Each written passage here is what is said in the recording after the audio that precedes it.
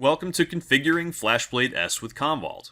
I'm Roy Child, a Senior Solution Architect with Pure Storage, and I'm excited to share this information on using our new FlashBlade S platform to simplify and accelerate backup and recovery with Commvault. First, a bit about FlashBlade S. This is the next generation of our enterprise scale-out unified fast file and object platform, and it has some significant improvements from the previous generation. First, we've substantially bumped up the bandwidth. A single FlashBlade S chassis can reach peak object write speeds of over 7 gigabytes a second, and read speeds can get into the tens of gigabytes per second, and that's big B bytes. When you need to do a large-scale restore, like after a ransomware attack, that's the kind of speed you want to get back online as fast as possible.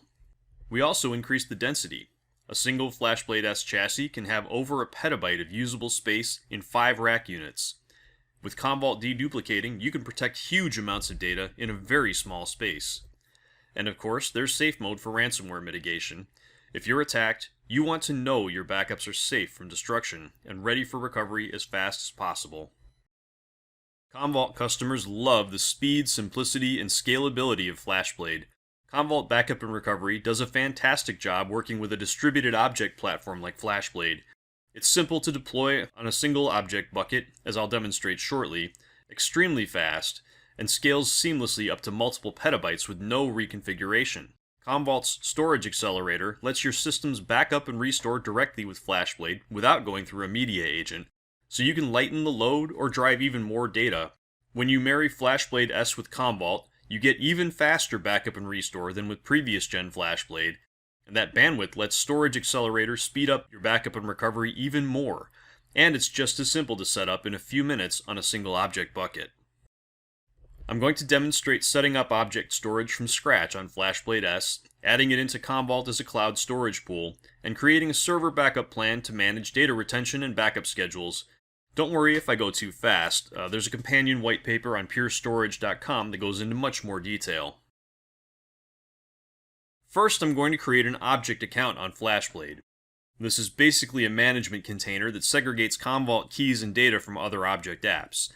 Next, I'm going to set up an access policy for Commvault. Now, I can grant access without this, but it lets me further limit the access scope. I'll select the account I just created, and then give the policy a name. Then I need to add an access rule. I'm using the same name for this as the policy, but you can call it something else if you like. I'll pick all of the access rights that I need for Commvault to manage its objects. These are listed in the paper, so don't worry if you don't catch them. If you plan to use Storage Accelerator, you may want to create a separate policy for that with only the ability to read and write objects, as Commvault recently added support for separate credentials. Since this policy is tied to the Commvault account, I'll allow the access for all the buckets. You can be more restrictive if you want, but it's going to complicate things a bit as you add more buckets. Now I'll go back to the account and create a bucket. I could create a user first, but getting the keys in Commvault will be easier if I do it this way. Now I'll add a user, picking the policy I just created, and create access keys. I'm not going to save them just yet. Now I'll jump over to Command Center to set up the cloud storage pool. I go to Storage, and then Cloud, and I add a new pool. I'll pick Cloud Storage. I'll give the pool a clear descriptive name, and then I'll choose the S3 compatible storage as the type.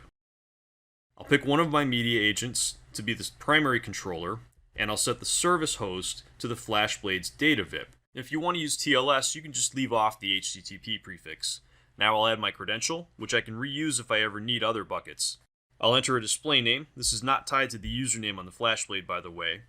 And I'll copy the access key ID and secret key from the FlashBlade UI into these fields on the form.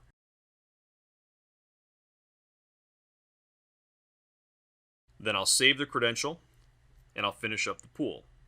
I'll add the bucket name, and then I'm going to set up a dedupe database partition on each of my 4 media agents. Now, partitioning gives me better performance and resilience since I'm spreading the dedupe load across multiple servers and multiple SSDs or NVMe drives, and I can keep backing up if a partition goes offline. I don't ever need the DDB online for restores. Once the pool is up, I need to change the dedupe block size. Commvault defaults to 512K for cloud storage, but FlashBlade S does great and gets better efficiency with 128K. To set that, I need to go into CommCell console and edit the storage pool properties. On the Advanced tab, I'll set the dedupe factor to 128K. Now I need to enter this very long confirmation text, and remember that going from 512K to 128K will actually reduce utilization. Now I'm going back to Command Center to share the bucket with the other media agents. This just takes a few clicks.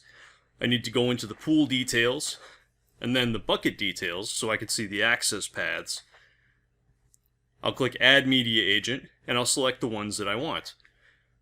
Now you don't need to do this for your storage accelerator clients, just for the media agents in your storage pool.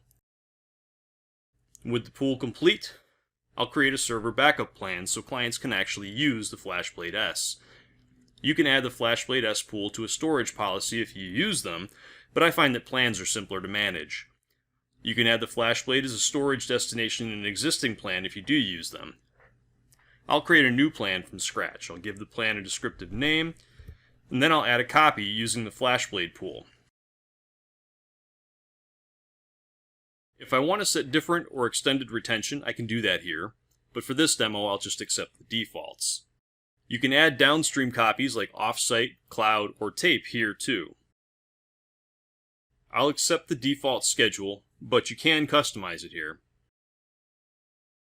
I'll also accept the default content settings since I don't need anything unusual. I will change the snapshot retention from a month down to a week. A month is just too long for me. If I want to customize the RPO for IntelliSnap backup copies from snapshots or for database log backups, I can also do that here. And that's it. I'll submit my plan and I'm ready to start attaching my backup clients to it. At that point, they'll start tracking against the RPO and running backups on the schedule to make sure they're meeting it. My backups and restores will take full advantage of the speed and simplicity of the FlashBlade S.